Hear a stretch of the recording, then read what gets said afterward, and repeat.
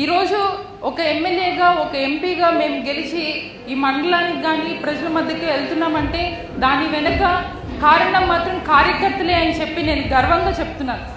కొయ్యూరు కానివ్వండి, మన ASR district మిగతా డిస్ట్రిక్ట్ లాగా మైదాన ప్రాంతంలో లేదు. గిరిజన ప్రాంతం అనేసరికి కొండ కోనలు ఉంటాయి, ఎక్కడికో దూరంగా ప్రయాణం చేసే పరిస్థితులు ఉన్నాయి.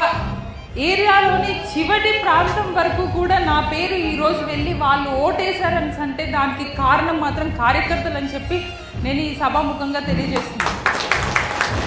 అయితే కొయ్యూరుకి సంబంధించిన నాయకులు కానివ్వండి, మరి రీసెంట్గా మరణించిన జెడ్పీటీసీ గారు కానివ్వండి, నాకు ఎన్నోసార్లు చెప్పారు, అమ్మ కొయ్యూరు రండి ఒక ప్రోగ్రాం పెట్టుకో. దురదృష్టకరం ఆయన ఈరోజు మనందరిలో లేకుండా అయ్యారు. కానీ ఆయనకి జ్ఞాపకార్థంగా ఈరోజు ఒక బస్ షెల్టర్ని నేను కొయ్యూరు మండలంలో ఇస్తున్నాను అనేసి చెప్పి నేను చాలా సంతోషంగా ఉన్నాను.